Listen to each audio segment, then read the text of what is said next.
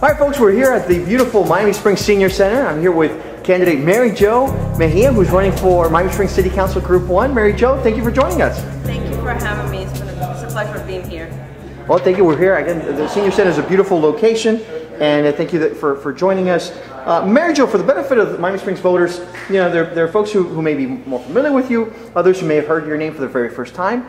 Tell us a little bit about your background and your journey here to Miami Springs.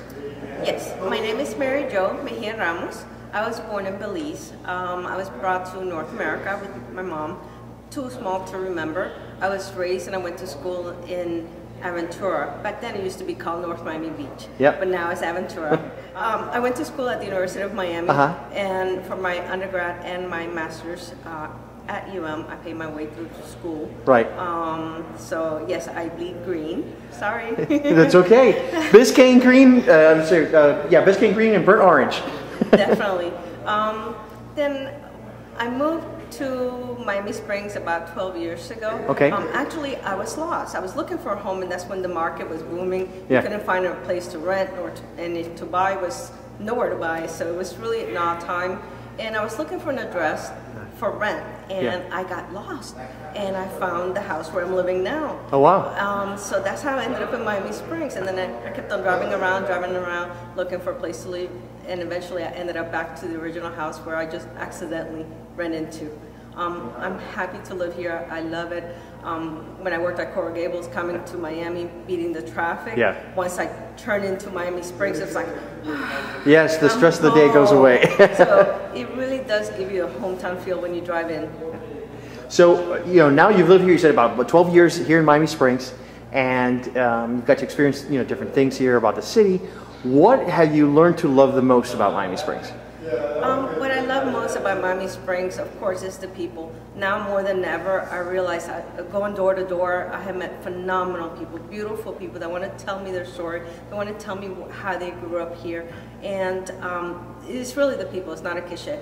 Also, the trees. Yeah. There's not that many cities in Miami, let's say, or Dade County that has a canopy. I think we're one of 4 cities that have a canopy, and I don't want to see that, you know, gone. I don't want to lose it. Yeah. So you're going to door to door, you're doing the campaigning. You know, as you're, well, actually, before we get into that, tell us a little bit about what you do for a living. I'm retired. Retired, okay. I retired from the University of Miami after 35 years. So you were teaching at the University of Miami, or? No, I worked at the medical school. At the medical school, okay. Revenue cycle. Got it, okay. RCM. Yes. So you're doing revenue cycle management over at the University of Miami. And how long did you work there? 35 years. 35 years at UM. I got my math right since 1996, I believe. So got it, I think okay. it's 35. 35 years with the University of Miami. You retired, and then you've been able to move here. And I'm sure you kept busy doing other things, and some folks, you know, I know you've been involved with certain. Tell us a little bit about some of the organizations you may have been involved in here in Miami Springs. So even a little bit before I retired, I started working with the Miami Springs Women's Club, which I love dearly. I do a lot of work. I think I could say I'm one of the candidates that picked the most trash from the Okeechobee River. Okay. So yes, I enjoy working. I've done volunteer work. It's basically what I've done till now. Got it. I worked in several state parks in the city. I'm going to say in the city overall. Odita State Park, Billback State Park, Virginia Beach State Park, where we plant native trees, but most importantly, we eradicate invasive plants. So that's what I plan also to bring here to Miami Springs, because we're planting, yes, we do need to plant more trees, but we also need to eradicate some invasive plants that I'm able to identify as I drive or walk around the city. Sure. So, but definitely people are fanatical about our tree canopy, wanting to protect our tree canopy. It is one of the beautiful things in our neighborhood, and sometimes, you know, I'll give you an example. I'm going to take my kids to go, you know, their friend's house, they're working on a project, and then we're driving back in, and you come into Miami Springs, and sometimes you're like, you know, we live here on a daily basis, so you sometimes take it for granted, but you come in and he goes, God, we really do live in such a beautiful community, and look at these trees, and it's so pleasant to drive into our community. So definitely, you know, residents want to protect that. So you're retired. You've been serving in different local organizations, including the Miami Springs Women's Club. What made you decide, hey, you know what, I want to run for City Council? When I decided that I wanted to run, that was in November of the general elections, I think. It was like last year. Yeah. So in September, I went to the city and I picked up my package. And the reason why I decided to run is to make a difference, to make an impact, and to bring my ideas to the city. Perhaps it may be small ideas, but I believe in building blocks. I don't turn anyone down with their ideas when brainstorming. I believe in building it. Why knock someone else's idea if you don't have one yourself? Just build upon that one, and I'm a true believer that that works. But I wanted to put my footprint in the city. I love the city, and this is where I want to work. I'm not going anywhere. I've never applied for any other political positions, and I don't plan to go. So I'm going to be like the trees. I'm going to be here in Miami Springs. I appreciate that. Now, so you've been going door to door, you're meeting new people, you're talking to people that you've already met before. What are people telling you? What are the biggest issues that residents are telling you about Miami Springs? One of the biggest issues that I also learned myself, because we drive into the city from Okeechobee, from Hialeah through the Okeechobee main entrance, and the first thing that you notice now was the construction in Juan Curtis Parkway Plaza. Right. And well, we used to see construction, and all of a sudden construction stopped. But then now it's like stop. They're selling now. What residents are telling me, why isn't the city doing anything about it? Why is it there? It's just sitting there. Nothing's happening. We see it ourselves when we drive, and nothing's happening. But a lot of the residents don't realize that no longer belongs to the city. It's a private enterprise that's handling that. But now it's going to be, the city will have to get involved at some point, because we do have to open Canal Road. Yeah. And then also perhaps encourage the firm to complete the renovation and building that they're planning to do, so that retail businesses could open. Even if the residents on top are not living there, the retail at the bottom could be functioning. Yeah, I appreciate that. Yeah, it's touching on that. One of my concerns, and listen, clearly, this is not going to shock anybody. We've been critical on MiamiSprings.com with some of the things that happened on that project, and one of them is how the length of time that Canal Street has been closed. It's been closed for like 3 years. It's honestly been ridiculous, and I do see lately some stuff happening there. I saw some bulldozers and some dirt. Maybe that's in progress. I don't know. But that's definitely been a concern of ours. But they need to reopen, because the businesses next to it have been hurting with the lack of parking there, with the lack of access through Canal Street. So the sooner they can get that open, the better. What other issues? You mentioned that one, Canal Street, but I'm sure people are telling you about other things as well, as you're talking to residents, other concerns that they may have here, or brought up to you, or call you about, or email you. What else are people telling you about Miami Springs that are concerns that they have? Another concern that the residents have is the annexation. After the debate with the Women's Club that was held last Thursday, yes, I think the whole city needs a annexation 101 class.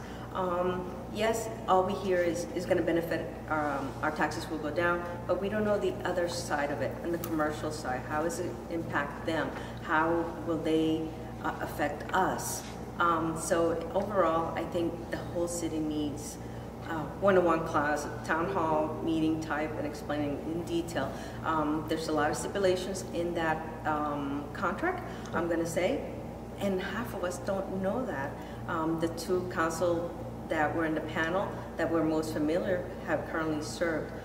That's another thing that we noticed, and that we, as residents, lose hope, or we lose trust with our panel and our government, because the panel only serves for 2 years, and if we amend the charter to 4 years, then we could work on long-term projects.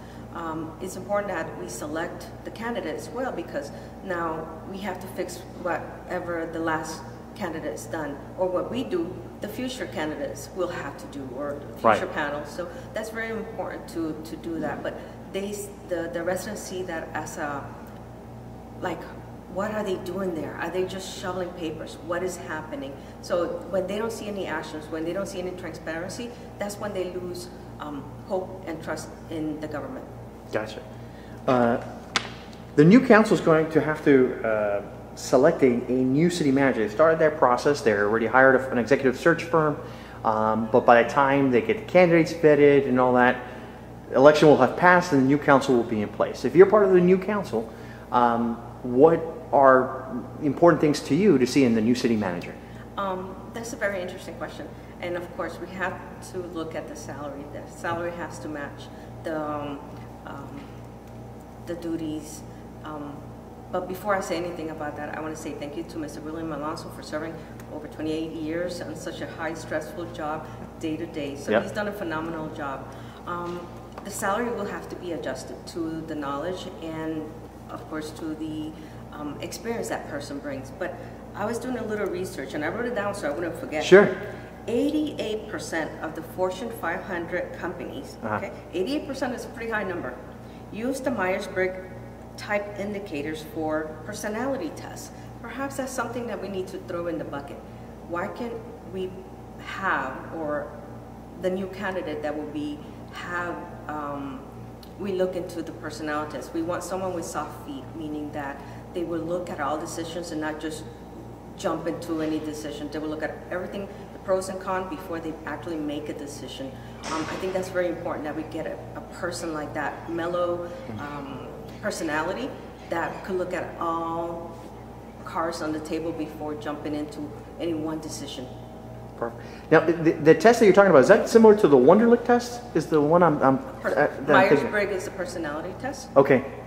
There's one that, it's called the Wonderlic Test. It's kind of a personality test as well. I don't know if it's the same one or if it goes by a different name, but a similar test that we used also in hiring for certain candidates. Yeah, it makes me wonder. I would like to know if the company that has been selected, the firm that has been selected for selecting the city mayor, city manager. City manager, right. my apologies, the city manager, if they use that in their selection. I'm really interested to find out. Yeah, it's a great point and a great question. I'm curious now that you mentioned, now I'm curious to see in terms of their selection process. But I'm sure they're looking at a wide, like most folks, they probably try to cast a wide net and then try to filter through down to the final candidates. Yes. And they have a variety of methods. That may be one of them. That'd be interesting to find out. What improvements would you like to see completed here in Miami Springs? Obviously, you mentioned One Curtis Parkway, but aside from that, what improvements would you like to see completed here in Miami Springs? Oh gosh, 36th Street. I think we do need to focus dearly on 36th Street. A resident came to me. I was working at the farmer's market, and a resident came to me, and she voiced her opinion in reference to 36th Street. And there's a blue hotel down in Fifth Avenue, I believe. I'm not certain. It's a little hotel with a restaurant on it, Spanish food. Okay. The one next to it caught on fire or something like that. The building is a little run down. Yeah. You're being kind. Yes, it's a little run down. The shingles are falling apart. Right. Bottom line, the building needs maintenance. The resident said to me, every day I drive by there when she goes up to drop her son at work and passes by, nothing's being done. I never see any police around there. Something needs to be done. So one day I just happened to be driving down the road, right, and I would stop at a light. It happens that the blue restaurant hotel that she was mentioning was next to the light. So I finally looked over and I said, oh wow, we really do need to improve this. So once you pass from Layun and once you pass, let's say, South Out Drive, right, it's like you step into somewhere else in another city. That section really needs help. Beautification, needs new facade, perhaps get a new hotel change, like Marriott's, Hilton, right, something like that would benefit in that area. Now, one of the things that's come up through this is that I think the stat's been thrown around now a couple of times, but something like 40% of the calls the police take are responding to some incident that's happening at hotels, which is, gosh, I used to have hair, obviously. When I moved in, I was a kid when we first moved in here, and the situation with police is very different today than it was 30 years ago. And residents say, you know, from a speed enforcement isn't there like it used to be, and you know, the visibility of, you know, when you're driving through, seeing the police throughout the residential neighborhoods was very common.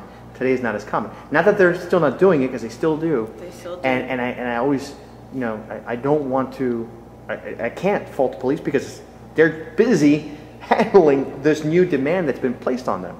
Yes. And so one of the things that people come up with is how do we fix that? How do we allow to get, you know, more police to handle the needs from those hotels?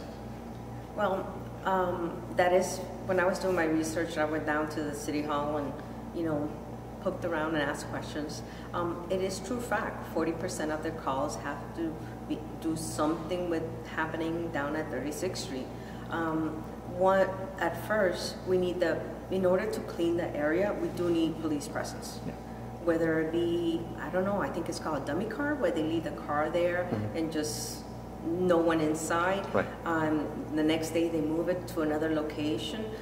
That brings an impact also, because usually people, when they see a police car or a patrol car, they naturally just lower their speed and, you know, cross their T's and dot their I's as they're driving very carefully. Right. But if they don't see anyone, they're just going to zoom by and pass by. Those hotels that are run down and need a little bit of maintenance, a little love and care, that really attracts the wrong type of crowd, and that's where we see those arrests, and they have all kinds of goodies inside their cars, I'm going to say, that are not good.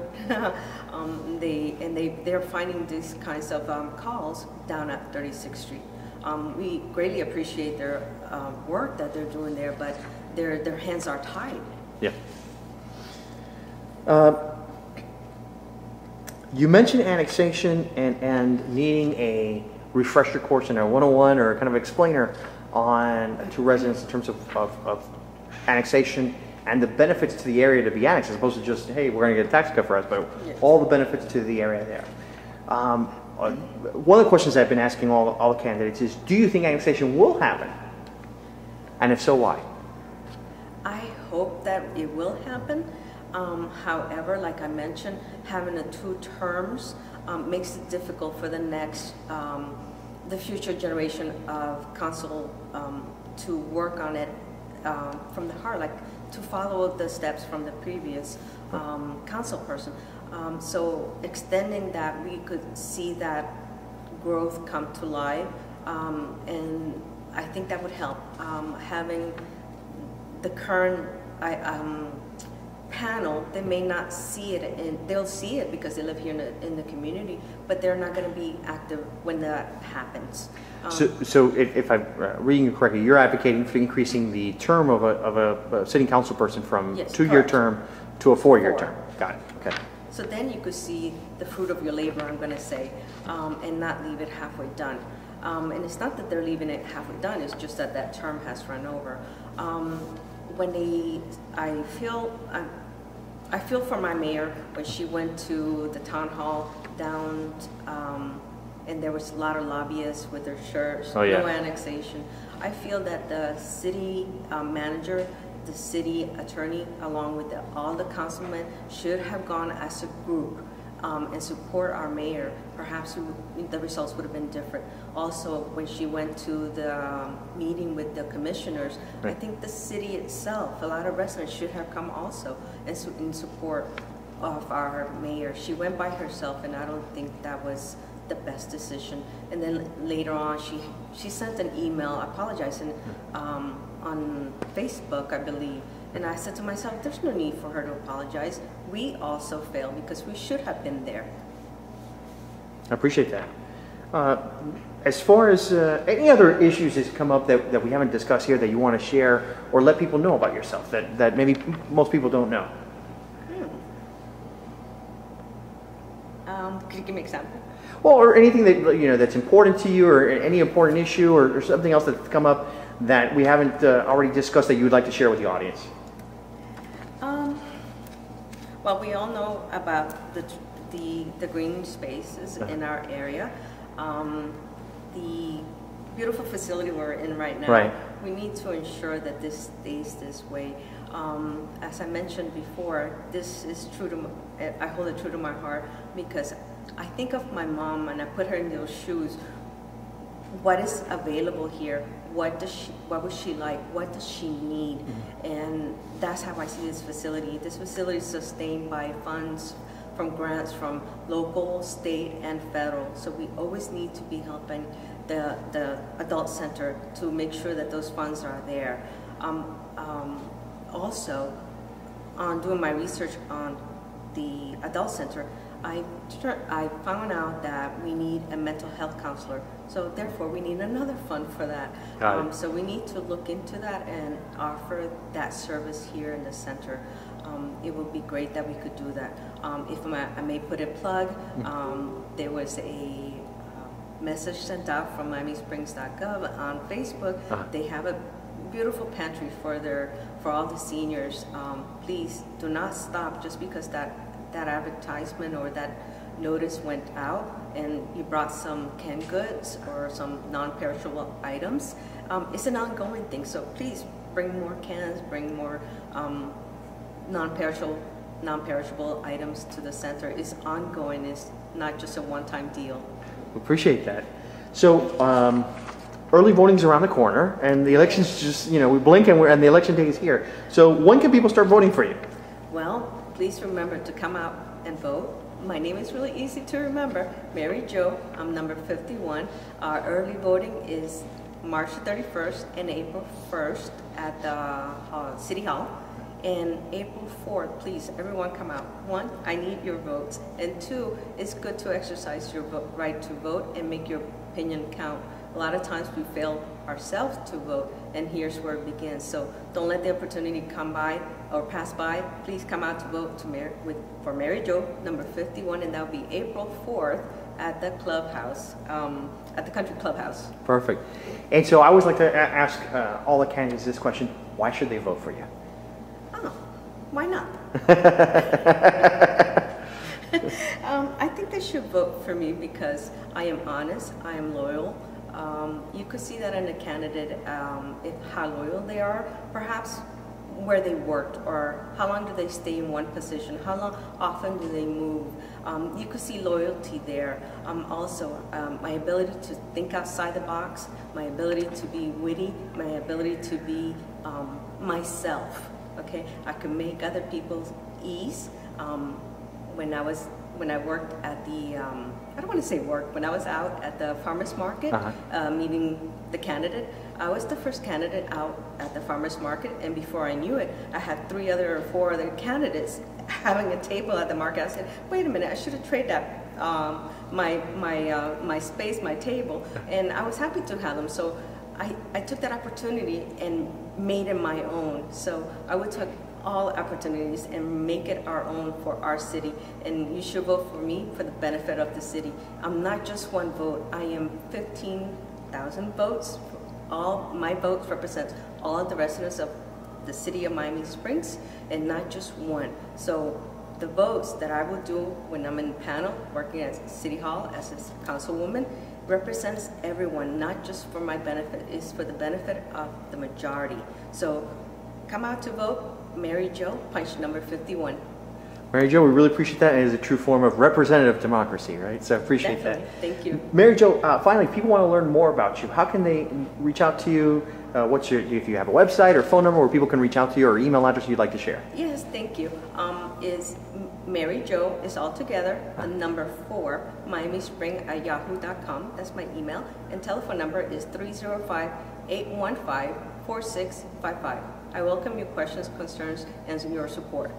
Excellent. Well, folks, if you want to learn more, you can reach out to MaryJo. It's one of the beauties about our little communities that people can reach out to you directly. They don't have to, it's not like some, faraway candidates. Our candidates are very accessible.